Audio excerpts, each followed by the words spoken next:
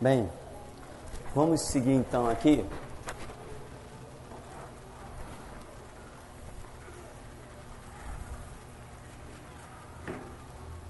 Aí nessa página 30, fala de várias coisas, você deve dar uma lidinha.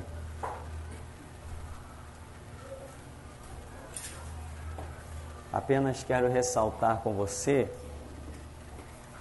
que o profeta, lá no livro do profeta Daniel, fala de uma aliança. O que é uma aliança? Um trato, né? Um acordo.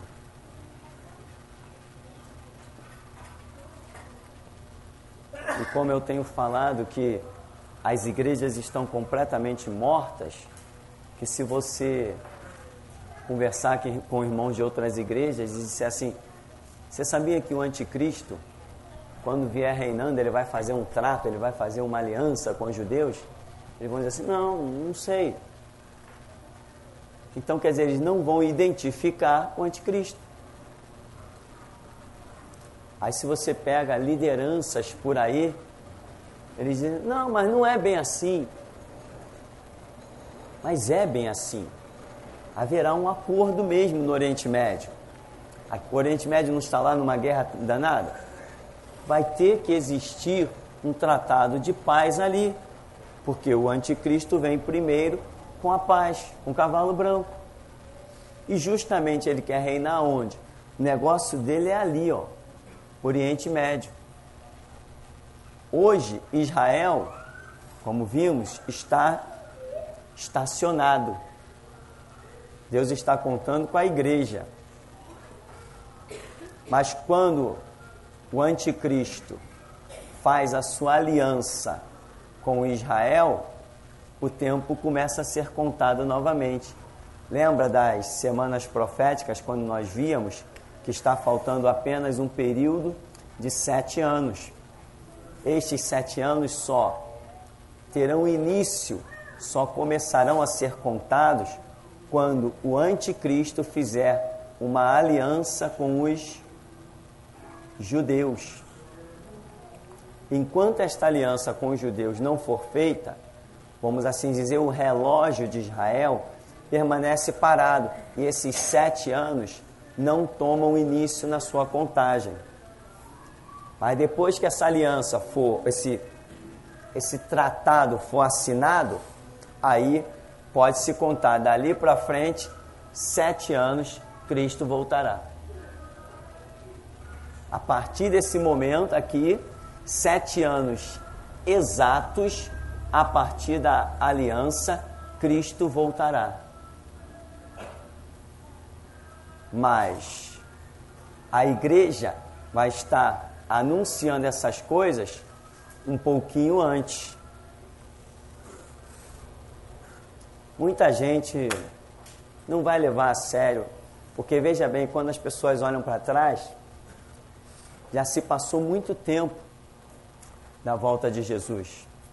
E a própria parábola das 10 virgens diz que tardando o noivo, não é isso? Tardando o noivo, tosquenejaram todas. Todas. Entende? Sabe o que é todas? Vamos falar um pouquinho sobre esse detalhe. Por que que muita gente não vai estar esperando Jesus e quando a igreja restaurada, quando ela falar, olha, Jesus vem daqui a tantos anos, começar a ser tão exata com isso, só vai restar para a igreja discriminação, zombaria e escárnio. Hoje, quando você fala, ó, Jesus voltará nesse século, eu já encontrei crente dizendo assim, não, será? Entendeu? Já falei, ó, Jesus voltará nesse milênio. Poxa, milênio é um negócio bem extenso, né? E a pessoa diz assim, poxa, quem sabe, né? Talvez. Não tem nenhuma noção de reino de Deus. Não tem conhecimento da Escritura. Nunca teve um sonho profético, nunca teve uma revelação, nunca orou sobre a questão. Então, que eu ia comentar com vocês. A Bíblia diz que, em Mateus 25, que tardando, né? Ou seja, demorando o noivo, tosquenejaram, adormeceram todas. Mas à meia-noite, ouviu-se um grito. O que é o grito? Restauração. Restauração é João Batista. Dos nascidos de mulher, não há ninguém maior que ele. Que vier... Ah, sim. A mulher é símbolo de quê? Da igreja. Dos nascidos de mulher, do que a igreja poderia gerar, não há nada maior que ele. Ele é restauração. Do que a igreja poderia gerar, restauração, não há nada maior que restauração. Que foste ver no deserto? Um profeta? Não. Muito mais que profeta.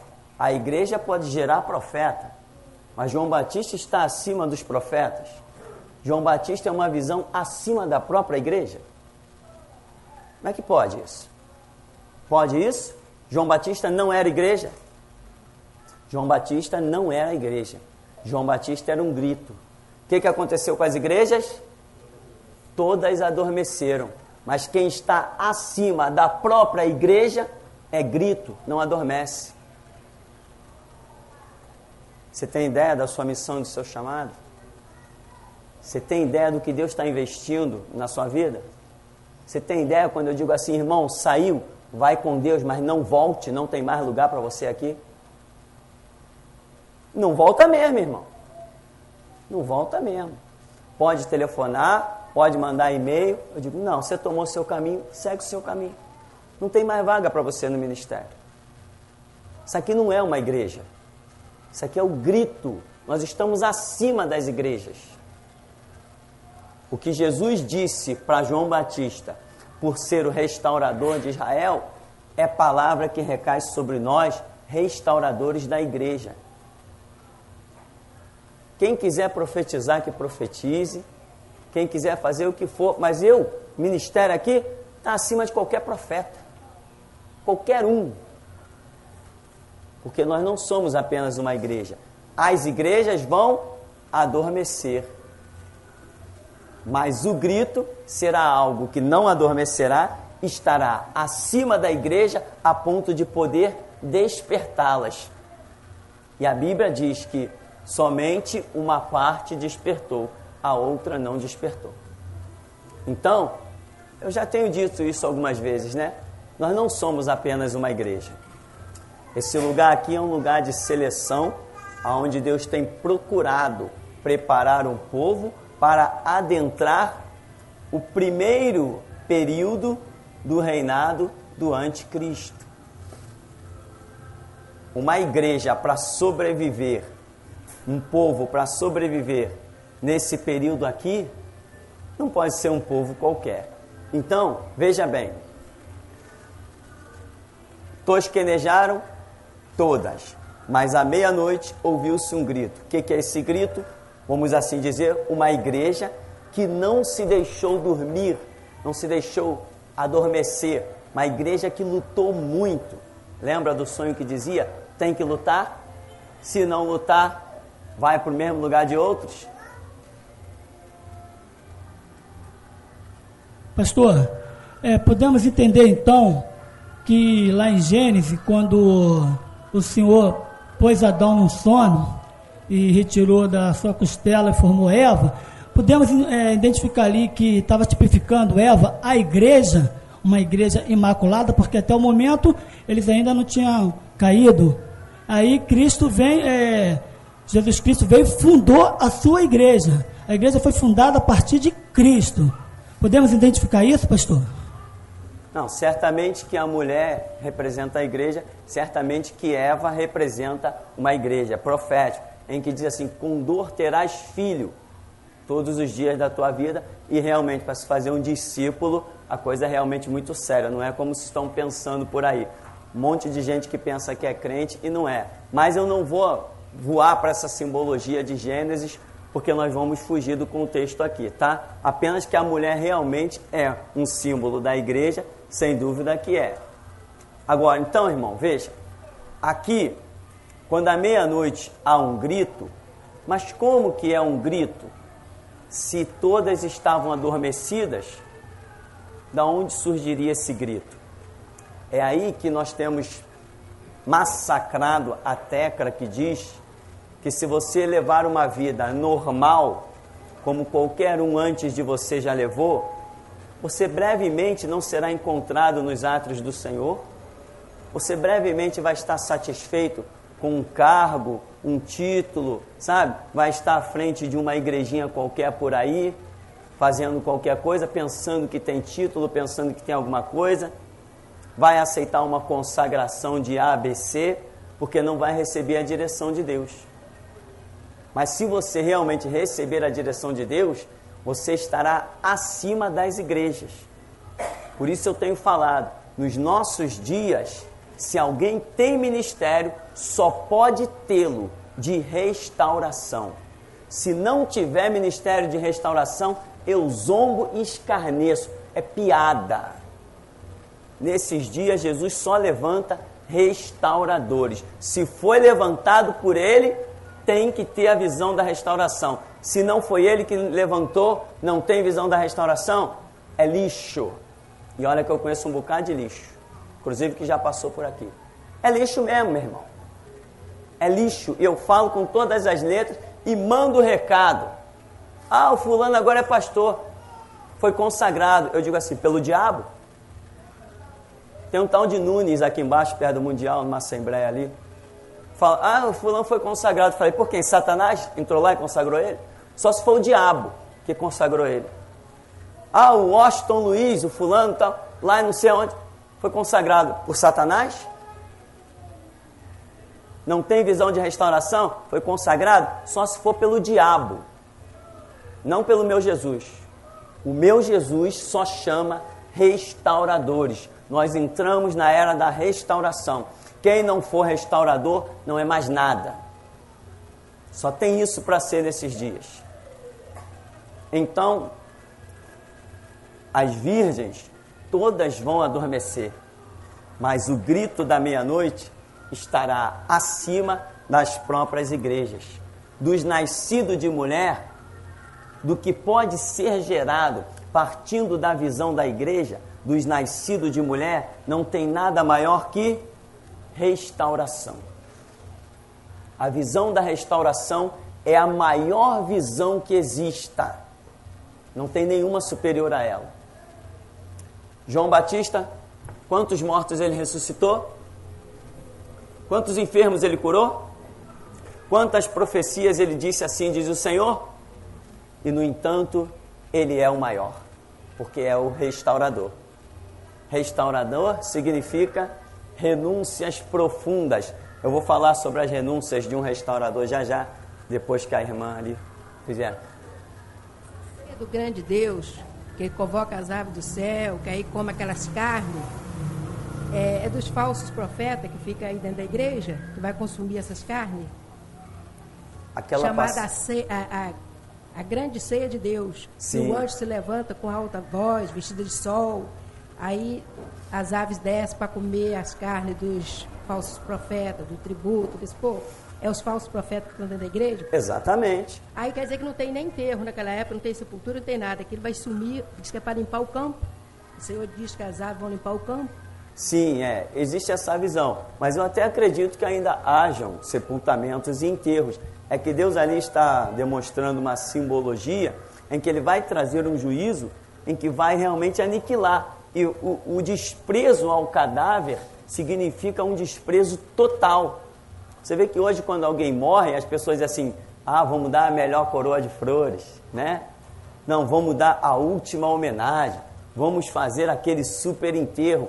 Muita gente tem essa visão, porque essa pessoa foi tão boa, essa pessoa foi tão importante, vamos fazer o melhor sepultamento possível. Não existe essa visão por aí? Naquela época existia muito mais do que o que existe agora. Eles queriam fazer as coisas da melhor maneira, eles choravam durante meses pelaquela pessoa, se reuniam para chorar, para demonstrar sua profunda homenagem a respeito daquela pessoa e daquele falecimento. Quando Deus diz assim, olha, vou entregar as aves do céu, as aves de rapina, as feras do campo, significa um desprezo completo que Deus sempre teve pelaquele falso profeta, os tribunos, enfim, toda a classe, né? Ali mostram os reis da terra, mostram líderes da igreja, falsos profetas, mostra toda a classe daqueles que não viveram a palavra de Deus. E aqui, ainda falando sobre João Batista, você vai entender por que João Batista, ou seja, por que restauração é o melhor que Deus tem. Quem era João Batista? Como é que se chamava o pai dele? Zacarias. Zacarias era o quê? Sacerdote. A lei dizia que o filho de sacerdote assumia sacerdócio. Olha o privilégio deste homem. Ele deveria ser sequência do pai dele. Automaticamente ele seria reconhecido sacerdote. Ele tinha sinagoga, privilégio, ele tinha isenção de impostos, enfim, sacerdote. Ele ganharia o pão sem o suor do rosto, simplesmente por ser descendência de Arão, por ser um sacerdote. Ele tinha muitos privilégios. Ele larga tudo e vai para o deserto. Ao invés da boa comida, ao invés de recolher dízimos e ofertas, como era na época, ele vai comer gafanhoto, mel silvestre. Ao invés da sombra e da água fresca, ele vai morar na caverna lá do Rio Jordão.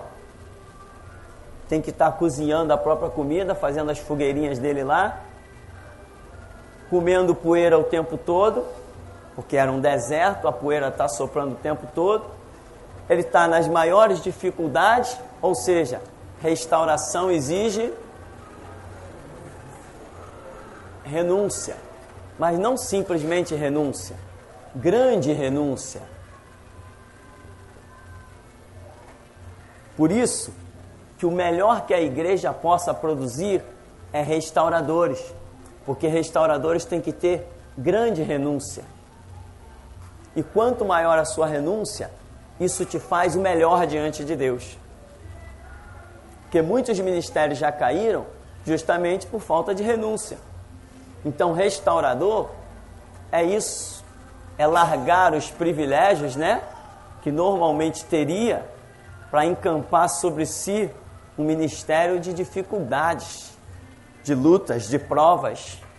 E não é exatamente o que temos visto aqui nesse lugar? Por mais que a gente tente lutar para despertar os outros, que tem de gente aí querendo ver a nossa queda. Então, dos nascidos de mulher, disse Jesus, do que a igreja poderia gerar, não há nada maior que restauração.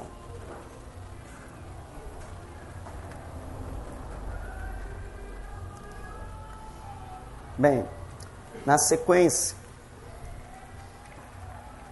para nós concluirmos, aqui diz que lá no finalzinho, a primeira metade da última semana, né? Depois da assinatura do tratado, o anticristo maravilhará o mundo com seu domínio prodigioso, se assentará no trono de Jerusalém, enganando até os próprios judeus. Os judeus pensarão ser ele o próprio Cristo, por causa dos prodígios de mentira. O anticristo irá revelar-se como ditador mundial. A igreja ainda estará presente na primeira metade da última semana. Aí vem dizendo aquilo que vimos: haverá uma paz simulada, a igreja ficará numa falsa paz, porém conhecedora de que é falsa. Toda a terra se maravilhará com ele até metade da última semana. O anticristo dominará o mundo com um governo poderoso, milagroso, com prodígios de mentira, e as duas testemunhas profetizarão e atuarão nesta primeira metade da última semana. Tá? Antes de nós entrarmos nesses detalhes aí que seguem da segunda metade da última semana, nós vamos caminhar só um pouquinho aqui para concluirmos nesta manhã. Aqui você viu que detalhes do reinado do anticristo, paz, não é tudo que o mundo sempre quis, mas a igreja restaurada vai estar dizendo que essa paz é uma mentira. Se a igreja restaurada estará dizendo que esta paz é uma mentira, como ela será vista pelo mundo? O mundo vai cair com tudo em cima da igreja. E a igreja restaurada não será uma grande multidão. Será pouca.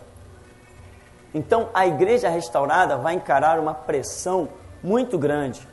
E desses restaurados, uns estão marcados para arrebatamento e outros estão marcados para martírio.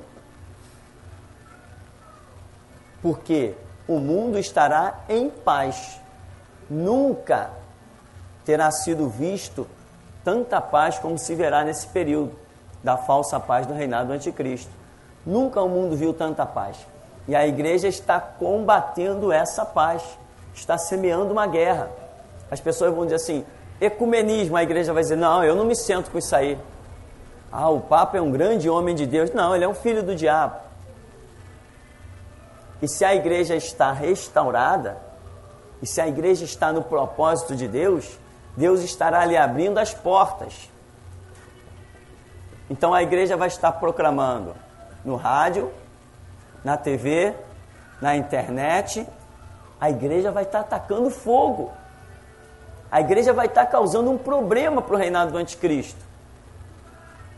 Então, nesse período, uns serão permitidos o martírio, mas outros serão guardados para o arrebatamento.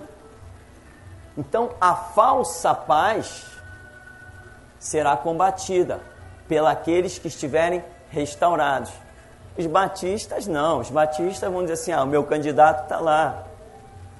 Os assembleanos também. O nosso candidato está lá no poder. Mas o candidato que está lá no poder está na mão do anticristo. E ai dele se não ficar na mão do anticristo quietinho. Então, este é o retrato do que acontecerá quando o anticristo assumir o poder.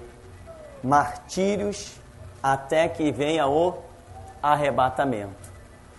Agora, depois do arrebatamento, aí já é outra história. Os que ficarem já não terão galardão de arrebatamento nenhum. E o martírio deles não terá o mesmo galardão do que esses que foram mortos antes do arrebatamento. Uma coisa será o galardão para os que forem martirizados antes do arrebatamento. E outra coisa é o galardão dos que forem martirizados depois do arrebatamento. Porque os que são martirizados antes do arrebatamento, eles são martirizados por estar no centro da vontade de Deus. E os que forem martirizados depois do arrebatamento, será muito mais até por medo do inferno.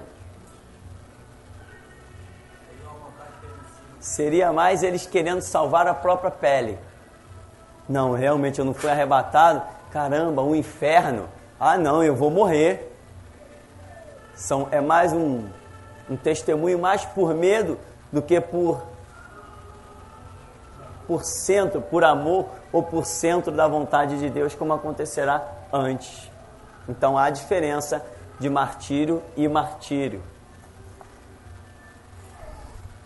Toda a terra se maravilhará, né? Você lembra que lá em Jó caiu fogo do céu? Aquele fogo, muita gente pensa que foi Deus que jogou. Não foi, não. Aquele fogo foi o próprio diabo que fez cair fogo do céu e consumir os rebanhos de Jó, porque Deus permitiu ao diabo que manifestasse os seus sinais. Então, o diabo vai fazer sinais e prodígios e maravilhas e vai enganar muita gente. Dominará o mundo com governo poderoso, milagroso, prodígios de mentira. E as duas testemunhas estarão aí, essas duas testemunhas. Ainda temos lá as nossas dúvidas, né? Temos comentado alguma coisa, mas realmente temos que esperar o tempo chegar para nós, se é que nós vamos alcançar esse tempo, né? Para nós podermos definir quem seriam essas duas testemunhas. Para mim, é Israel e a igreja, né? Israel fundamentado no Antigo Testamento e a igreja fundamentada no Novo Testamento, porque 2 é o número do testemunho. Então nós temos Antigo e Novo Testamento. Durante toda a história da humanidade, a única coisa que deu testemunho de Deus foi a sua própria palavra. Então nada mais para continuar a dar o testemunho de Deus do que a igreja que guarda a palavra e Israel que guarda a palavra. Então, para mim, esses dois segmentos, esses dois povos, são aquilo que vai dar testemunho de Deus no período em que o anticristo estiver reinando. Pastor, eu queria fazer só uma colocação. Lá em Atos 1:8, Jesus disse, né, recebereis a virtude do Espírito Santo e ser-me-eis testemunhas, tanto em Jerusalém como em Samaria, até os confins da terra. A igreja será uma testemunha. Essa outra testemunha não seria o Espírito Santo que vai ser retirado junto com a igreja? Não, por quê? Porque a igreja sem o Espírito, ela não é igreja. Quando se fala de igreja, já está se falando do Espírito. Porque sem o Espírito Santo, ela não seria igreja. Então, o nome de Jesus, o sangue de Jesus, o Espírito Santo e aqueles que creem, tudo isso compõe apenas uma coisa: igreja. Entende? Então, o Espírito Santo, ele não pode ser separado. E além do mais, o Espírito Santo não é quem testemunha de Jesus. Porque diz, recebereis a virtude do Espírito Santo e sereis... Então, vós sereis minhas testemunhas por receber a virtude dele. Mas não é ele que vai testemunhar. Ele vai nos guiar, ele vai guiar-nos em toda a verdade. Mas não é ele que precisa andar na verdade. Somos nós. Então, quando nós andamos na verdade, com a ajuda dele, nós nos tornamos testemunhas, né? Então, o Espírito Santo, ele não compõe uma das testemunhas. Ele ajuda aqueles que querem testemunhar. Amém? Podemos encerrar então? Vamos então agradecer a Deus.